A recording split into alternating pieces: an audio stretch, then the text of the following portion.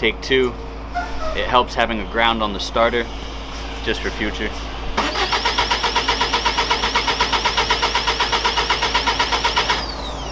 A quick update on the Subaru is it's not building oil pressure. Camera's rolling. Take. I don't know what take this is. But let's start it.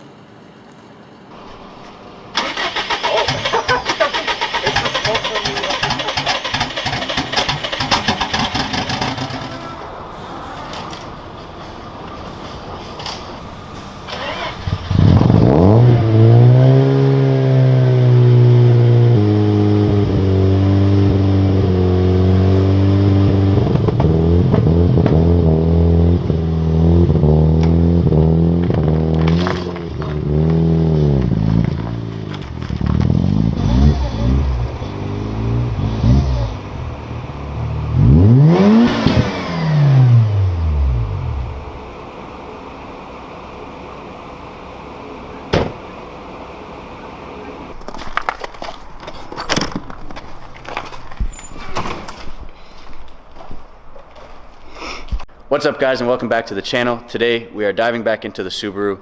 If you didn't see my last two videos on this car, I'd recommend checking them out because we have done a ton of work. In the last video we got the new engine assembled and put in with the 06 STI transmission. In the video before that we did wheels, brakes, coilovers, front control arms, R180 diff, all the knuckles on all four corners, and some other stuff I've definitely forgotten by now. But today we are dealing with the engine. So as you see, it is in there, but it is missing quite a bit of stuff. So basically, we did put in a flex fuel sensor. So in that case, I'm gonna have to reroute some of the fuel lines. We're gonna have to put on the headers, the up pipe, the turbo, plumb all the coolant lines. I got some new coolant lines for this thing. We got, dude, there's so much that I can't even think of all of it right now, but if you've ever worked on a car, you know. Obviously all the accessories, so alternator, AC, front crank pulley, serpentine belt, radiator, literally the last 10%, and as you've heard probably a million times, the last 10% takes 90% of the time. So let me show you some of the fuel stuff we have. Right over here on our handy dandy folding table, we have some more -6 AN line. We have some old lines with some straight fittings, which we'll probably need. Here, this is the little coolant hoses that we're going to be replacing. We got a low temp thermostat from RCM. We have a short 90-degree fitting, which I want to put in front of the turbo for possible future stuff I'm going to have to deal with. A bunch of heat wrap because all the old stuff looked horrible. I'm pretty sure there's Walbro.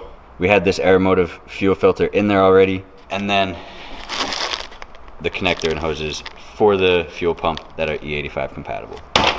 I'm also going to replace all the hoses on the fuel tank and any soft lines up to the engine bay, because even though it's probably not necessary since I'll only be running E85 now and then, I don't want it to eat through the 30-year-old fuel fill lines or the vent hoses or anything like that. So that's something else I'm going to do another day, but this is all the little things that have to get buttoned up. Also, I got to do wheel bearings. Those aren't fun. I don't have a press. I'm going to have to figure out how to make that work. So there's a lot. Yeah, fluids, all that good stuff. That's not the most interesting stuff to watch and or film, so I'll probably film what I think is fit. If I don't film something, I'll definitely catch you up on what I have done, just so you know, because this isn't just going back to how it was. I am upgrading things as we go along versus just plugging everything in and getting it running. So yeah, I guess let me start with the fuel lines, get that done, wrap those in heat wrap, get them plumbed to the new flex fuel sensor, and go from there. Alright, so a little update. I did do a couple things off camera. I mentioned in the last video there were like 9 holes on the new transmission, but only 4 holes on the engine side casing to mount the bell housing. And then one of the spots for the bolt for the starter on the old transmission, I have a video somewhere, I think it might have been on my iPhone, there is a stud for the lower bolt, where on this there would have been a long bolt that goes to the motor, but we didn't have that. So I tapped that hole with a time cert, so like a stainless steel insert basically, that I actually also installed on all four corners of the brakes, because if you don't know, the aluminum threads always get stripped out. So I got now stainless threads in all the calipers, got the stainless threads on the bottom bolt of the starter, and then this bolt right here, there is a hole on the transmission side but not on the engine side, so I drilled and tapped that just to get a little more support. So now we have 5 bolts holding on the transmission instead of 4. I also did do the clutch slave, nothing too crazy, but those are the little things that we have to get done. So let's continue. Right here from RCM, both of these kits look like they're Samco Sport silicone hoses, but this one is for the water pump, and then this is the factory oil cooler. I don't know if you could see under here, we replaced that one coolant hose with silicone.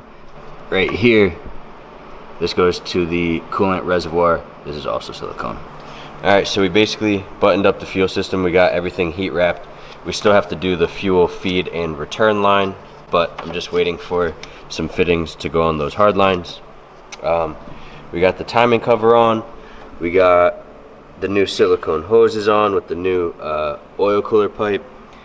We got the thermostat in. So now we need to put on our crank pulley. And let me show you what we got. So right here we have a fluid damper crank pulley because it keeps your engine healthy. Holy shit. This thing is heavy. The point of this is to reduce the harmonics in the engine, which are like those small vibrations, which in essence make you lose horsepower and make the car more unreliable.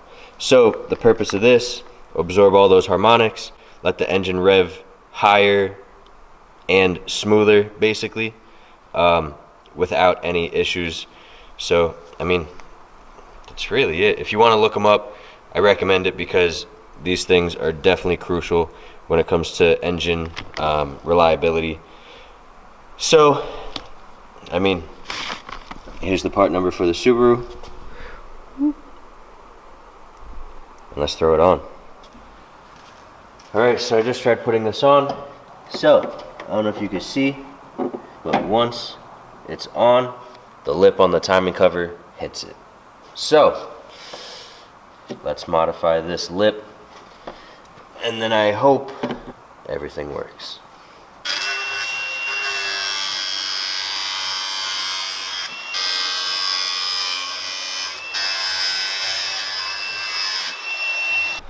Alright, so we got the fluid damper on. Nice little gap on the timing cover. Forgot there was instructions, and modification of the timing cover is required. So it helps reading instructions sometimes, but we figured it out the hard way. Still got it on. It's torqued on there. It looks good. It's gonna work great. There's a bunch of other little things that I just keep finding that I have to fix. So like the dust panel cover for the flywheel that bolts onto the engine in between the engine and the transmission, that doesn't fit because I need one for an STI, since the diameter of the flywheel and clutch is larger. So got to order that now, and then just other little things that I'm gonna have to fix while I'm here. But slowly but surely we're getting things done. I'm calling it for tonight, but I'll be back tomorrow morning, and hopefully I can get a little bit more done. I'll see you guys in the morning. Alright, here we have the new OEM steering pump, all the way from Japan. I thought I'd have to change the pulley, but we're good. So we're going to put an AN fitting in here, and then on the reservoir I had an AN fitting welded on this little guy, so hopefully it stops leaking now. But put these two together and throw them on the car. Whoa, look at that. Look at that, dude. And then made it to the crustiest shit I got in the car. Let's go. Let's go, dude. Nothing better than that, man.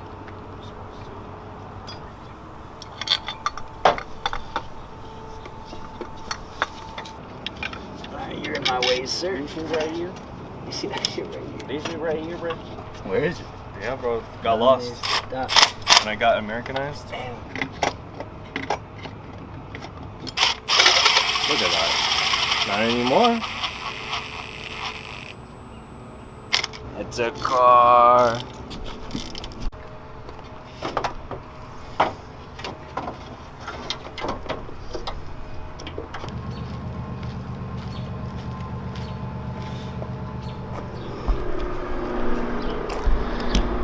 All right, so it's a new day. We got quite a bit done the other day. All we have to do now in the engine bay would be exhaust manifold and turbo, which is fairly easy. Everything else is done. But one other thing we have to do before we actually can even start this car is drop the rear subframe and suspension and drop the fuel tank. The reason I'm doing that is because if you've seen one of the last videos on my car, we put in a flex fuel sensor, and we need all the soft lines to be E85 compatible. So in order to get access to the rubber lines from the fuel fill and from on top of the fuel tank to the hard lines, we got to drop everything in order to get access. So it's going to be a big job, but it has to be done. So let's just jump into it, and I'll keep you updated as we go.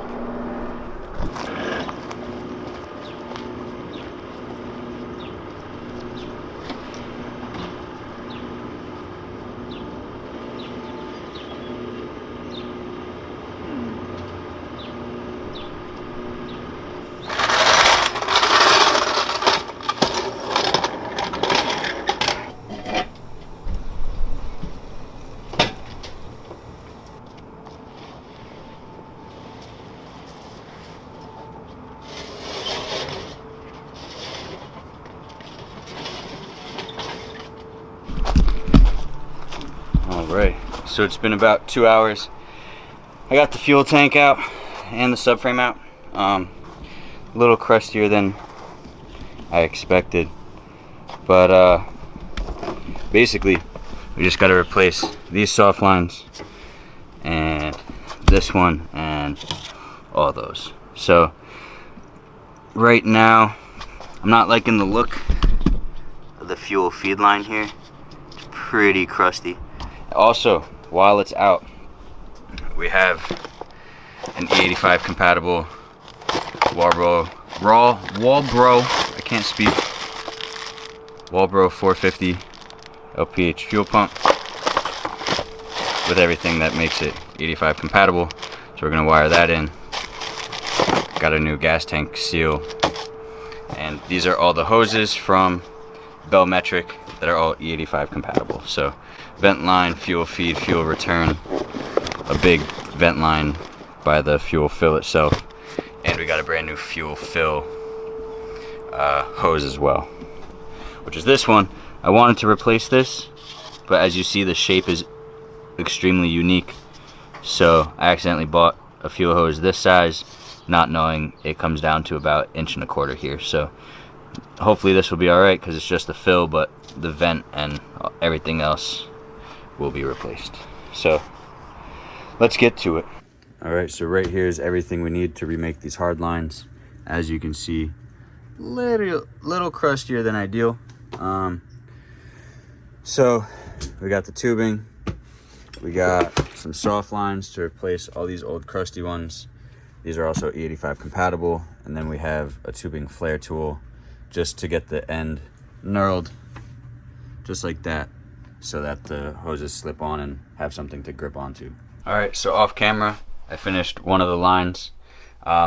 It literally is identical to this old line, which I'm super proud of. I just wanted to make sure everything worked as it should before I filmed anything, but it's, I don't know, it looks great. So I'm excited to get this next one done. It's basically the same thing, just the bends are slightly offset a little bit. Like this is a little longer, this one's a little shorter, whatever the case, and this has a double bend here. So let me finish bending this, and then all of our lines will look like that. So simple enough. All right, so right here we have the axles for the Subaru, which are from the 06 STI. Before we throw these in, because they are from a 20-year-old car and some of the boots are slightly dry, these ones are a little ripped, have a couple holes in them.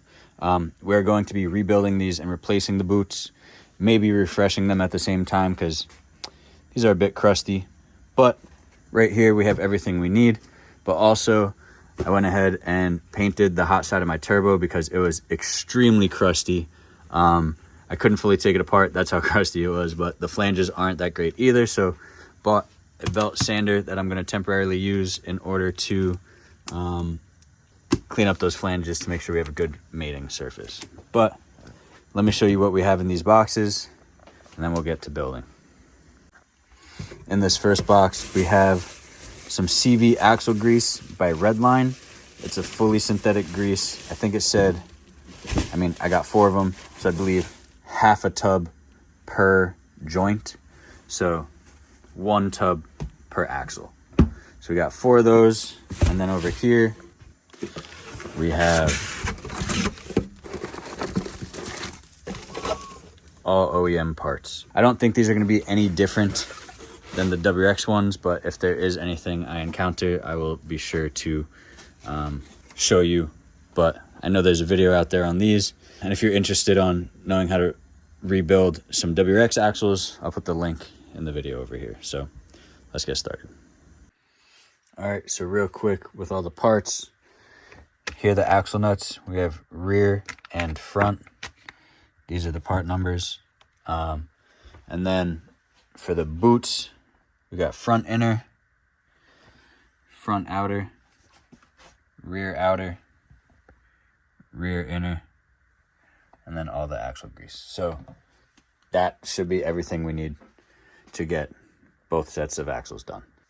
All right, real quick, as I was putting this together, I went to put the rear outer on, and it happened to be switched. So this is the information I got from Flatiron Tuning, but I went to put on the rear outer, and the rear outer boot, if you take a look, this boot looks slightly different from that boot, and this matches the boots on the front. So the rear, what I thought was the rear outer, as per the website, this is actually the front outer. It's a little stiffer, feels more like a silicone versus a rubber. The 28396 FE020, that's actually the front outer, and then 28496 FE020, this is the rear.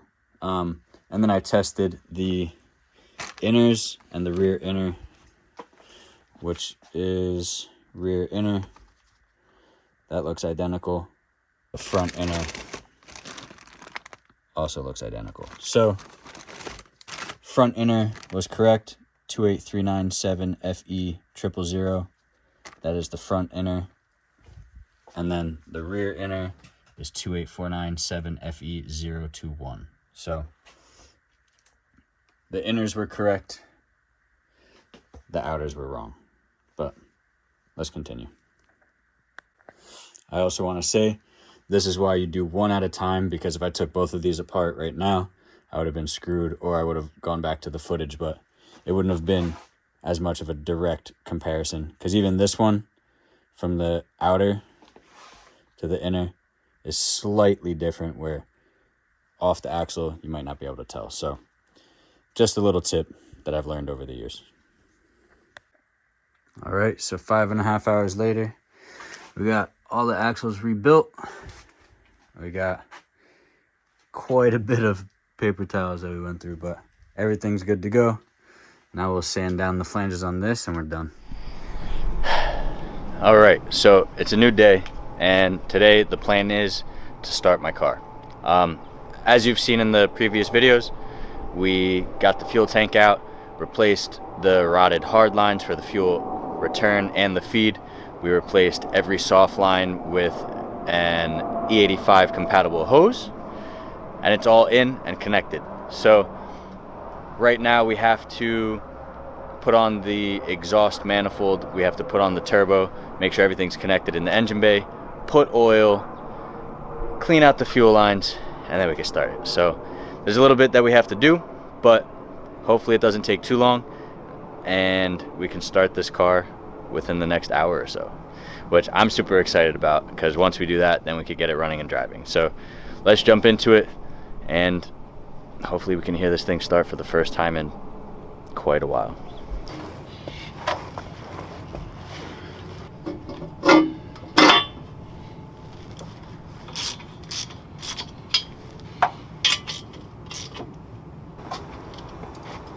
Just like everything else, I refreshed the turbo, put new studs, painted the hot side, new gaskets, new hoses, all that good stuff. So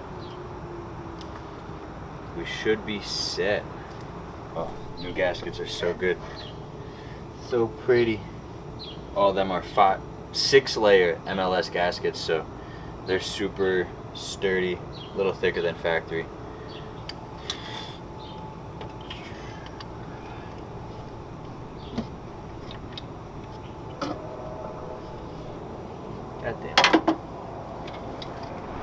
All right, so it's the next day. We got what I think is everything connected. So we got all the fuel lines connected, we got coolant lines all connected, we got the PCV system or AOS all connected. We don't have the intercooler piping on because being on a standalone, that doesn't really matter. We got the turbo in and all situated, power steering line situated.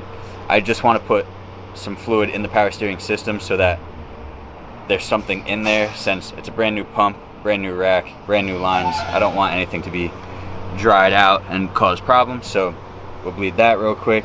And then, yeah, I think I just went over all the fuel lines. It's all tight.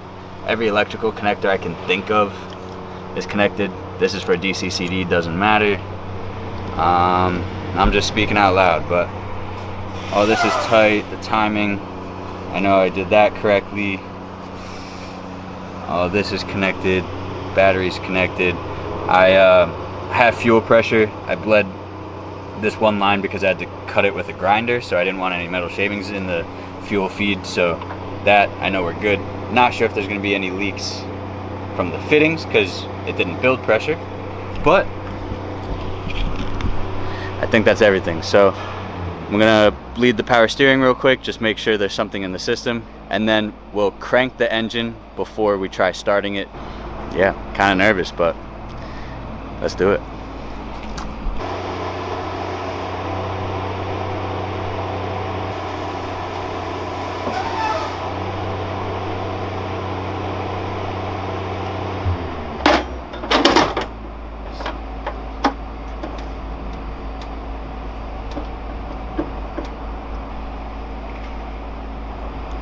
It's also going to be open turbo, so it's going to be fucking loud.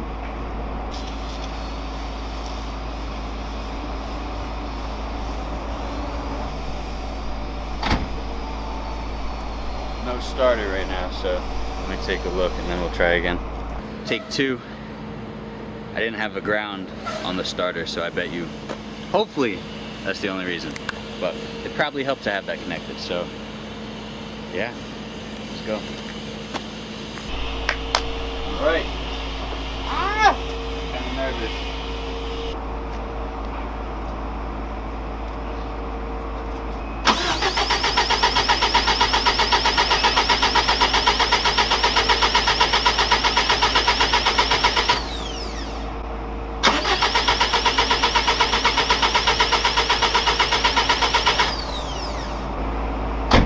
It's not showing oil pressure. So hold on.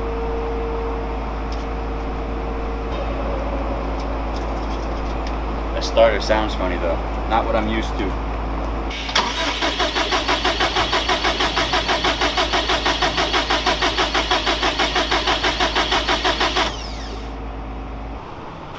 Alright, so it's the next day, and a quick update on the Subaru is it's not building oil pressure. I'm not sure why at the moment. I'm going to double check all the old clips I have to make sure I put the oil pickup on correctly, not missing any O-rings, as well as put the oil pump on correctly. But I'm going to do my research, make sure that everything was done correctly. before I start tearing everything apart, because both those jobs are pretty big and not fun at all. So I'll keep you posted on what happens. I'm not sure if this is going to be the end of this video, or I'll be able to figure this out fairly quickly and have this video have a happy ending with the car starting. But as of right now, that's what it is. Also, one thing I forgot to mention is, while I'm trying to figure out the oil pressure issue, we actually got all the knuckles off on the car, front and rear. We brought them to my buddy Jack so he can put in the new wheel bearings and extended studs. So we're not wasting any time with this car being down. And since I don't know how long it'll be actually diagnosing this issue, we're just gonna keep moving along with everything else to make sure at least the car can drive, even if I haven't figured out the oil pressure issue yet. So yeah, we're still got a lot to do. So to get this bolt out, it's called the Jesus bolt. Got to cut the head off and hammer it out. But what I find interesting is it's loose from the knuckle, and everybody says it gets stuck in the knuckle. It's stuck in the arm for me. So I'm gonna have to take off the knuckle and then get this out. But that's good news, because we're not keeping these arms anyway. So let's finish this and get the other side done. See, we got the knuckle off in the front and the rear. The car looks completely naked, but we're making progress, so that's what really matters.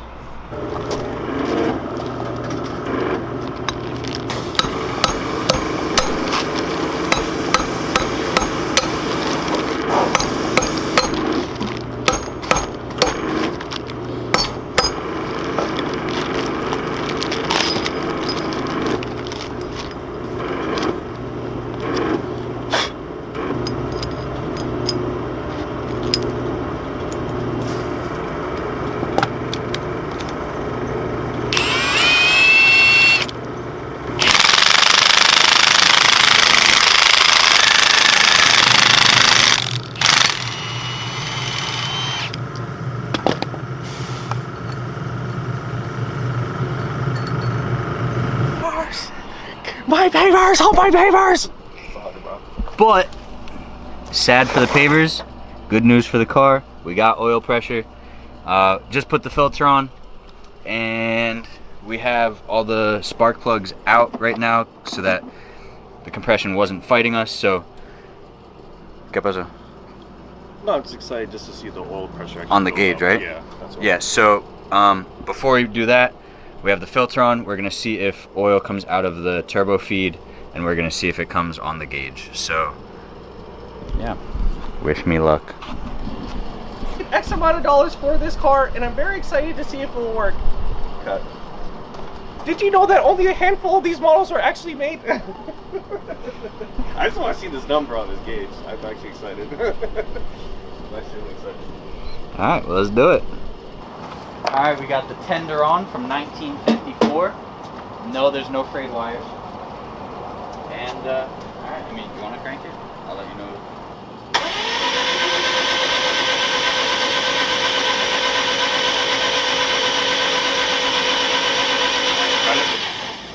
Wait a couple seconds.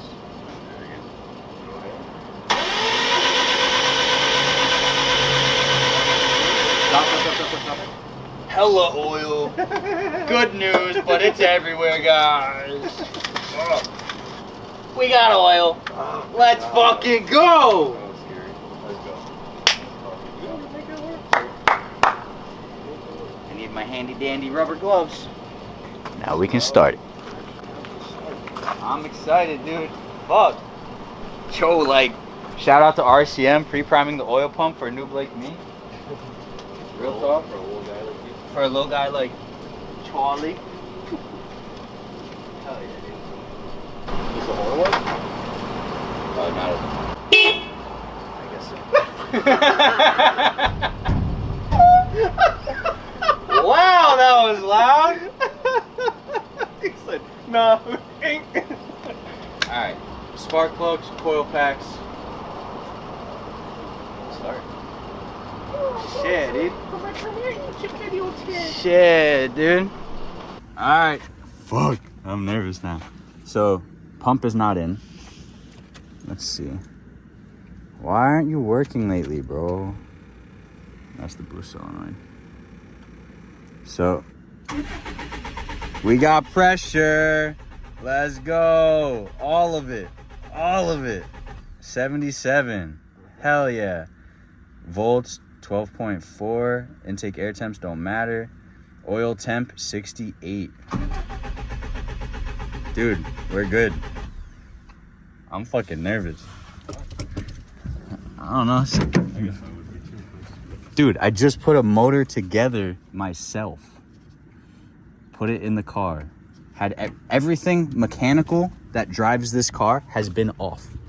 It's kind of scary. What, you don't trust yourself? Ah! Fuck. All right. Here we go.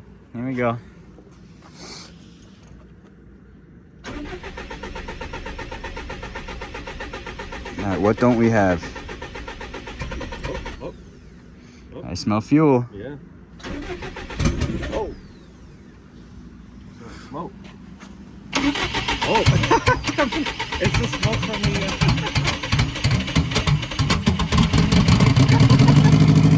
Woo!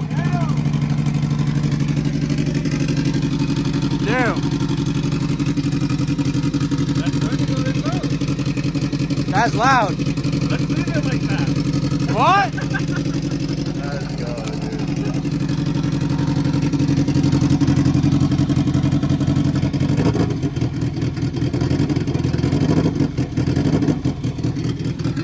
Got it? Well, she started.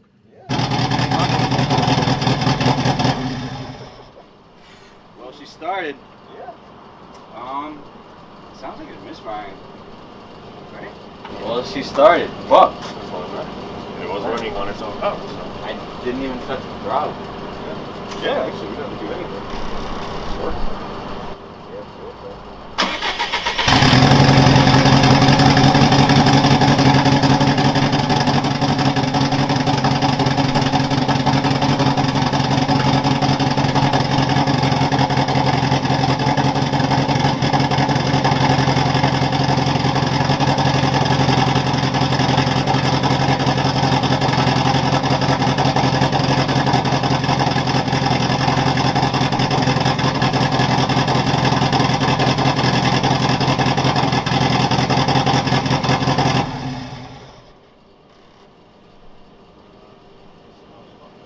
She starts.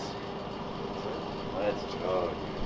Hell yeah. So forgetting I had oil in the cylinders, spit out everywhere. But we'll clean that. We got another oil leak, it looks like, but that could be from all the oil that spilled out of the turbo fill or feed. But yeah, I guess start assembling everything, put the exhaust on O2 sensor, and then see how it runs from there. But that's good news. At least she starts. Look how, like, hold up. Well, tiny guy. He weighs 120 pounds, 17 years old. Worked out his day. I'm just a average 18-year-old boy. That's how he identifies. This union worker. What's his career? You tell me. What do you think? Looking at weights, not lifting them. But yeah, Not dude. lifting weights, just lifting them. Yeah.